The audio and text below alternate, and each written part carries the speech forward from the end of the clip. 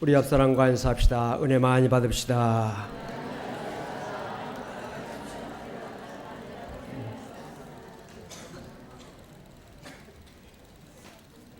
오늘 본문에 좁은 문으로 들어가길 힘쓰라 이렇게 말씀하고 있습니다. 좁은 문으로 들어가길 힘쓰라. 내가 너에게 이르노니 들어가기를 구하여도 못하는 자가 많으리라 말씀했습니다. 성도 여러분, 좁은 문으로 들어가기를 힘쓴다고 하는 의미가 무엇일까요? 아파트 정문이 있습니다. 차가 드나드는 큰 문이 있고 그 옆에 사람들이 드나드는 작은 문이 있습니다. 큰 문으로 다니지 말고 작은 문으로 다니라 하는 말씀일까요? 요즘 청년 실업률이 역대 최고라고 합니다. 직장에 들어가기가 너무 어렵습니다. 더군다나 대기업에 들어가기는 하늘의 별 따기라 하는 그런 말이 있을 정도로 좁은 문임에 틀림없습니다. 좁은 문임에도 불구하고 대기업에 들어가길 힘쓰라 라는 그런 말이겠습니까? 좁은 문으로 들어가길 힘쓰라 라고 하는 이 말씀을 이해하기 위해서는 예수님께서 이 말씀을 누구에게 하셨는가, 그 말씀의 그 대상이 누구인지를 우리가 살펴보는 것이 필요합니다. 그러면 예수님께서 이 말씀을 누구에게 하셨습니까? 예루살렘에 있는 지도자들일까요? 또는 성전에서 제사를 집례하는 제사장들이나 백성들에게 하나님의 말씀을 가르치는 서기관들일까요? 또는 예수를 믿지 않는 세상 사람들일까요? 아니옵시다. 예수님을 이 말씀을 누구에게 하셨습니까? 오늘 짧은 성경 본문 가운데서 5번이나 말하고 있는 예수님의 그 말씀의 대상이 있습니다. 너희. 예수님께서는 지금 예수님 앞과 옆에 있는 사람들 너희에게 이 말씀을 하셨습니다. 이 말씀을 오늘 우리에게 적용한다면 이 시간 하나님 말씀 앞에 앉아있는 저와 여러분에게 주신 말씀이라고 저는 생각합니다. 자, 그렇다면 나와 여러분은 좁은 문으로 들어가기를 힘쓰라라고 하는 이 말씀을 어떻게 이해하시겠습니까? 좁은 문으로 들어가기 힘쓰라고 하는 말씀을 여러분들은 어떻게 이해하시겠느냐 하는 물음이 옵시다. 이 말씀은 한마디로 내가 원하는 신앙생활을 하지 말고 주님이 원하시는 신앙생활을 하기 힘써라 라는 말씀으로 이해할 수 있습니다. 성도들 가운데는 2가지 부류가 있습니다. 신앙생활을 하되 자기가 원하는 신앙생활을 하는 사람의 부류가 있고 주님이 원하시는 신앙생활을 하는 부류가 있습니다. 여러분들 스스로 생각할 때 나는 지금 내가 원하는 신앙생활을 하고 있는 사람일까? 아니면 주님이 원하시는 신앙생활을 하고 있는 사람일까? 자신을 한번 진단해 보시기 바랍니다. 뿐만 아니라 내 곁에서 함께 예배드리고 있는 옆에 있는 사람은 과연 자기가 원하는 신앙생활을 하고 있는 사람일까? 아니면 주님이 원하시는 신앙생활을 하고 있는 사람일까? 한번 생각해 보시기 바랍니다. 어떻게 생각하십니까? 잘 모르시겠죠. 잘 모르는 것이 정상입니다. 왜냐? 사람의 눈은 내면보다는 겉모습을 보는 것이 더 빠르고 그리고 그것이 더 잘 보이기 때문에 그렇습니다. 여러분들 왜 이단에 빠집니까? 왜 사기꾼들에게 넘어갑니까? 그 사람의 내면을 본다면 절대로 이단에 넘어가지 않지요. 절대로 사기꾼에게 넘어가지 않지요. 그걸 모르니까, 그게 안 보이니까 이단들에게 넘어가고 사기꾼들에게 넘어가게 되는 것입니다. 자, 예수님께서 좁은 문으로 들어가기 힘쓰라라고 하는 말씀을 하시면서 이 말씀을 좀 더 잘 이해시키기 위해서 비유 한 가지를 말씀하셨습니다. 오늘 그 비유의 내용이 본문의 내용이지 않습니까? 집주인이 일어나 문을 한번 닫은 후에 너희가 밖에 서서 문을 두드리며 주여 열어주소서 하면 그가 대답하여 이르되 나는 너희가 어디에서 온 자인지 알지 못하노라 하리니 그때 너희가 말하되 우리는 주 앞에서 먹고 마셨으며 주는 또한 우리를 길거리에서 가르치셨나이다 하나 그가 너희에게 말하여 이르되 나는 너희가 어디에서 왔는지 알지 못하노라 행악하는 모든 자들아 나를 떠나 가라 하리라 하는 비유의 말씀입니다. 이 비유에서 집은 천국을 말합니다. 또 이 집 주인은 25절에 주여 또는 26절에 주라고 하는 말을 우리가 볼 때 당연히 천국의 주인 되시는 주님을 의미한다고 말할 수 있습니다. 그런데 지금 그 집문이 닫혀 있습니다. 다시 말하면 천국문이 닫혀 있습니다. 그런데 그 문 앞에 사람들이 서서 문을 두드리면서 열어달라고 말하고 있는데 주인은 문을 열어주지 않고 말합니다. 너희가 어디서 왔는지 나는 모른다. 아니 그럴 수 있습니까? 아니 저 알잖아요. 저 알잖아요. 라고 말하면서 다시 한번 말합니다. 나는 너희를 모른다. 어디서 왔는지 모른다는 것입니다. 여기서 우리가 한 가지 생각하는 것은 지금 천국문이 닫혀 있다는 것입니다. 여러분, 천국문은 항상 열려 있는 것이 아니라 닫힐 때가 있다는 사실을 아시기 바랍니다. 그래서 고린도후서 6장 2절을 보니까 사도 바울은 고린도 교회 성도들을 향해서 이르시되 내가 은혜 베풀 때 너에게 듣고 구원의 날에 너를 도왔다 하셨으니 보라 지금은 은혜 받을 만한 때요 보라 지금은 구원의 날이로다. 지금 은혜 받을 때라, 구원 받을 때라는 거예요. 구원의 문이 열려 있다는 것을 말씀하고 있습니다. 이 말씀대로 지금은 은혜 받을 만한 때고 구원 받을 만한 때라는 사실을 믿으시길 바랍니다. 여러분 오늘부터 5052 운동이 시작이 되는데 이 5052라고 하는 건 무엇입니까? 50일 동안 5명의 오이코스를 작정하고 그들을 위해서 기도하는 가운데서 우리가 추수감사절 때까지 2명을 등록시키자라고 하는 운동입니다. 여러분 왜 이것을 합니까? 지금 구원의 문이 열려있다는 사실을 우리가 알기 때문에 내 사랑하는 아들 내 사랑하는 딸의 이름을 적으면서 주님 내 아들이 내 딸이 구원받기를 원합니다. 나의 부모님 나를 낳아주시고 길러주신 사랑하는 부모님이 하나님 나라에 꼭 가셔야 되겠습니다 라고 이름을 믿음으로 쓰는 것입니다. 내가 늘 만나는 친구 내 동료 이웃들을 이름을 쓰면서 인간의 힘으로는 힘들고 어렵지만 기도하면 주님께서 역사해 주실 것을 믿고 이름을 쓰는 이유가 어디 있습니까? 지금 구원의 문이 열려있다는 사실을 우리가 알기 때문에 쓰는 것 아닙니까? 그런데 문이 닫힐 때가 온다는 겁니다. 창세기를 보면 노아가 120년 동안 방주를 만듭니다. 그것을 비밀로 만들지 않고 많은 사람들이 볼 수 있는 곳에서 방주를 만듭니다. 이 방주는 항해를 목적으로 만들어진 배가 아니고 물에 떠있기 위한 배이기 때문에 배 모양이 특이합니다. 네모나게 만들었습니다. 그래서 사람들이 배를 만들면 배답게 만들어야지 저 이상하게 만들지 않느냐. 그것도 120년 동안이나 공개적으로 만듭니다. 오늘날로 말하면 특종기사입니다. 톱 뉴스입니다. 모든 매스컴이 와서 사진도 찍고 그 사람이 기이한 사람이다. 어떻게 저렇게 지을 수가 있는가? 라고 사람들이 막 이렇게 호기심을 사람들에게 자아내는 그런 행동이었습니다. 여러분 이것은 뭘 의미합니까?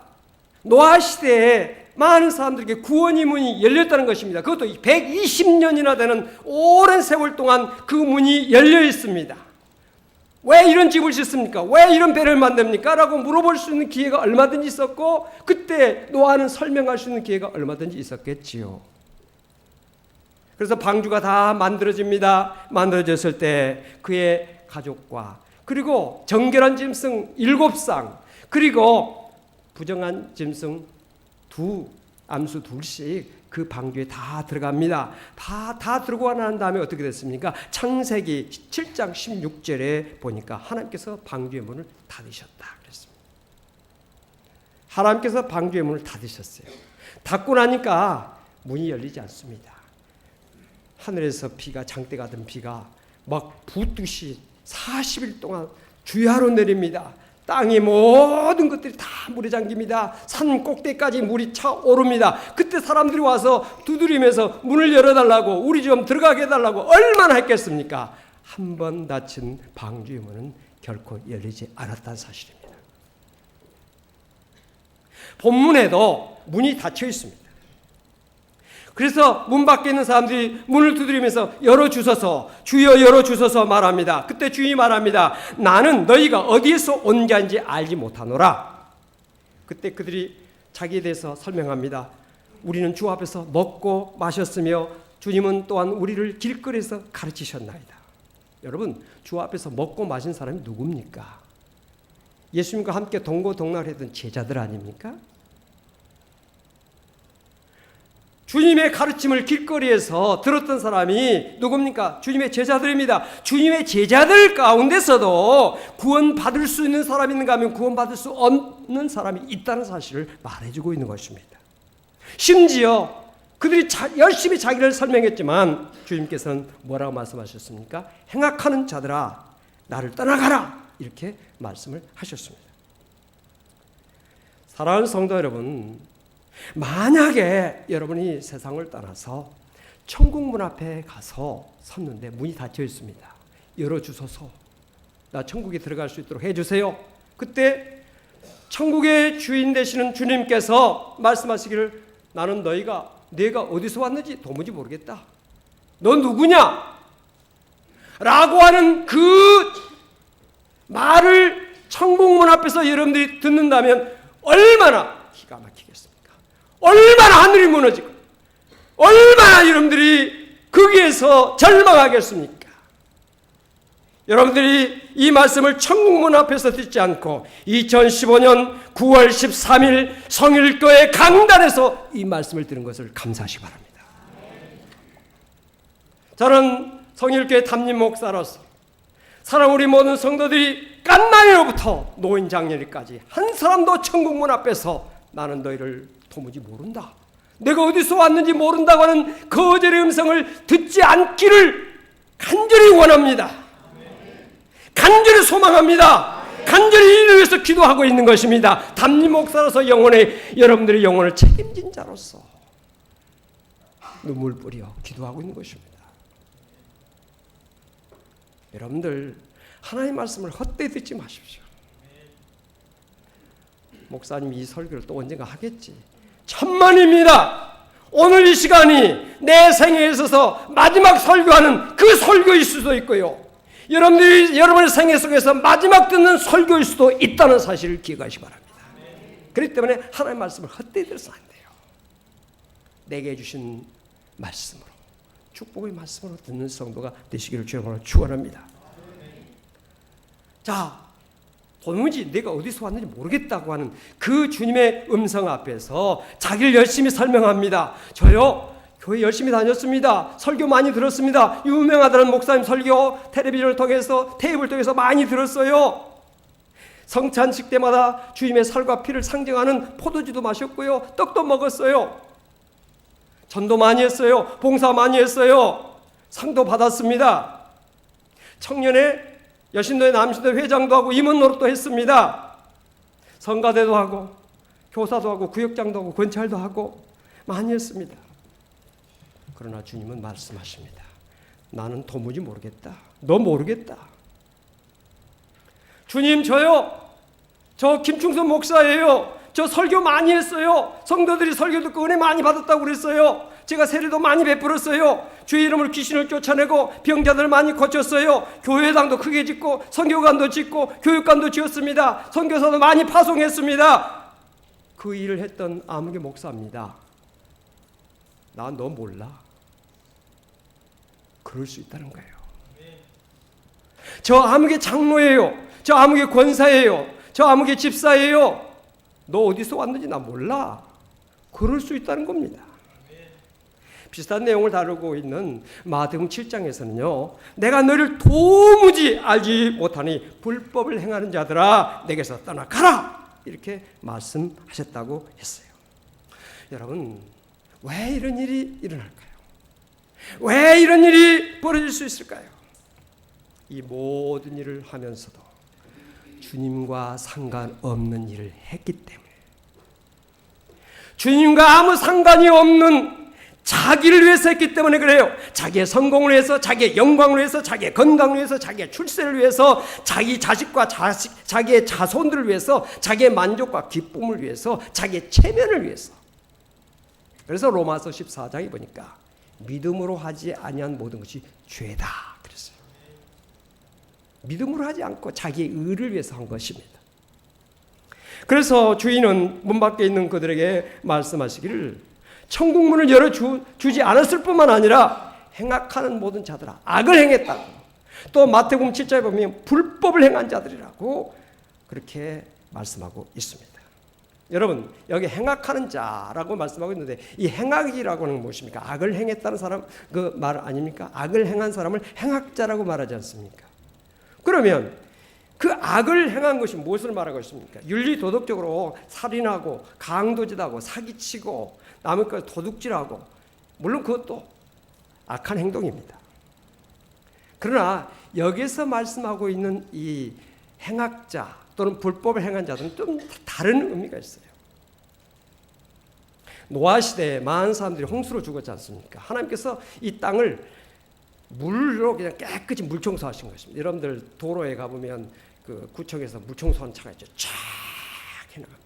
그러면 깨끗해지죠.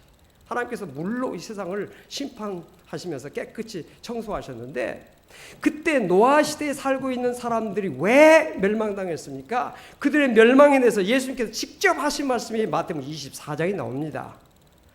소돔과 고모라가 왜 멸망했습니까? 그 시대에 대해서 예수님께서 직접적으로 마태복음 24장에서 말세와 그리고 예수님의 재림에 대한 말씀하시면서 분명하게 그 내용을 언급하고 있습니다. 그 내용을 보면 노아의 때와 같이 인자의 임함도 그러하리라. 홍수전에 노아가 방주에 들어가던 날까지 사람들이 먹고 마시고 장가들고 시집가고 있으면서 홍수가 나서 그들을 다 멸하기까지 깨닫지 못하였으니 인자의 임함도 이와 같으리라. 또 롯의 때와 같으리니 사람들이 먹고 마시고 사고 팔고 심고 집을 짓더니 롯이 소돔에서 나가던 날에 하늘로부터 불과 유황이 비오듯 하여 그들을 멸망시켰느니라. 인자가 나타나는 날에도 이러하리라. 여러분, 노아 시대에 그 사람들이 멸망당한 이유, 롯의 시대에 소돔과 고모라 사람들이 유황불에 멸망당한 그 이유가 무엇인 줄 아십니까? 살인, 강도, 도둑질, 사기, 이걸 많이 해서가 아니에요. 나와 있지 않습니까? 먹고 마시고 장가들고 시집간 거. 목사님, 먹는 것이 무슨 죄입니까? 마시는 것이 무슨 죄입니까? 시집도 가지 말아야 되겠네요. 장가도 못 가야 되겠네요. 롯 시대에는 조금 더 포함이 됩니다. 사고 팔고, 살 수도 없고 팔 수도 없고, 집을 짓고, 이것이 멸망당해야 될 죄라고 생각하십니까, 여러분들? 한번 생각해 보세요. 먹고 마시고 시집가고 장가가고 사고 팔고 집 짓고, 나는 다행히 집 안 짓고 남이 지어놓은 집을 샀으니까 다행이네, 그렇게 생각하실 수 있습니까? 그게 무슨 죄입니까? 여러분, 그 죄라고, 멸망당해야 될 죄라고 생각하십니까? 긍정이 잘 안 되시죠. 근데 그건 우리의 마음이에요. 하나님의 생각과 다릅니다. 하나님은 아니라는 거예요. 왜 그런 줄 아십니까? 하나님께서 우리를 만물의 영장으로 만드셨습니다. 모든 세상 만물 가운데서 하나님의 형상을 직접적으로 주신, 하나님의 형상대로 창조된 사람이 사람뿐이에요. 다른 짐승들은 하나님의 형상이 없잖아요. 만물의 영장으로 하나님의 형상대로 우리 인간을 만드셨는데, 그 고귀한 하나님께서 직접 신경 써서 그렇게 만드신 우리 인간이 겨우 먹고 마시고 시집가고 장가고 사고 팔고 집 짓고 죽었다. 이걸 하나님의 뜻이겠느냐는 것입니다.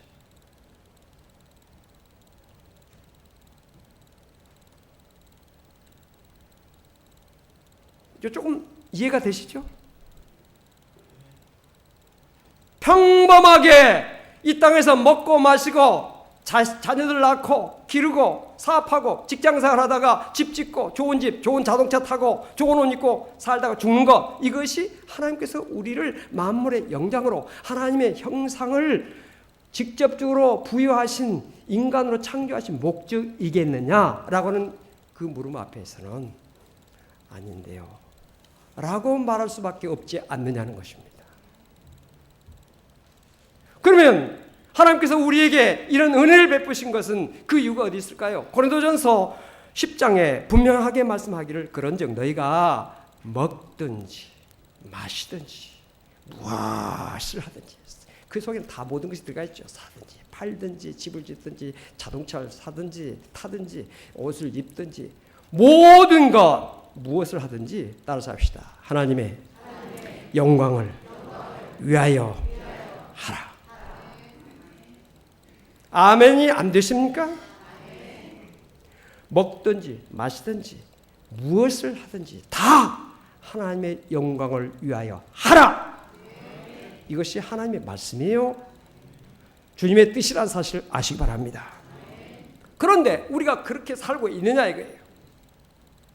그런데 우리가 그렇게 살고 있느냐는 것입니다. 더군다나 주의 이름으로 자기의 영광을 구하고 주의 이름으로 자기의 이익을 취하고 주의 이름으로 명예를 얻고 주의 이름으로 출세하고 그러다가 자기에게 그런 것이 잘 안 되면 주의 이름을 버려버립니다. 헌신장처럼. 아, 나 예수 안 믿을래. 여러분, 오늘날 목회자들이나 오늘날 종교 교회 지도자들 가운데서도 얼마든지 주의 이름으로 자기가 높아져 주의 이름으로 자기 만족 주의 이름으로 출세하고 주의 이름으로 대접받고 이것이 주님의 영광을 위한 일이 아니라고 할 때 이건 불법이라는 겁니다. 이건 잘못된 것이라는 것입니다. 하나님께서 보시기에 판단에 이거 잘못됐다고 하는 것을 분명하게 성경은 말씀하고 있는 것입니다. 여러분, 그렇기 때문에 오늘 이 말씀은 저와 여러분에게 주신 말씀으로서 좁은 문으로 들어가기 힘쓰라. 아, 우리는 지금 교회 다니니까 이미 좁은 문으로 들어와 있어. 안심해도 돼. 우리 모두는 지금 부산 가는 지금 KTX를 탔으니까 언니가 거기 부산에 도착해서 내리겠지. 그렇게 착각하고 있는 사람들이 많이 있습니다. 예수님 주변에 있는 사람들이 우리 예수님과 함께 있으니까 예수님 제자가 됐으니까 예수님 말씀을 듣고 있으니까 우리는 당연히 구원받고 당연히 천국에 들어갈 것이다 생각을 하고 있을 수 있는데 주님은 아니라는 거예요. 오늘 이 자리에도 얼마든지 천국문 앞에서 거절당할 수 있는 사람이 있다는 사실 아시기 바랍니다. 그렇기 때문에 제가 이 설교를 하고 있는 거예요. 이 설교는 여러분들에게 하는 말씀이 아니에요. 저도 이 설교를 하면서 듣고 있는 거예요. 우리가 교회를 다니고 예배드리고 기도하고 찬송하고 봉사하고 이 모든 일을 하면서 나를 생각해야 되는 거, 늘 자기 자신에게 물어봐야 될 것이 있습니다. 그게 뭐냐? 어떤 걸 물어봐야 될까요? 내가 하는 이 일이 과연 주님이 원하시는 것일까? 주님이 기뻐하시는 일일까?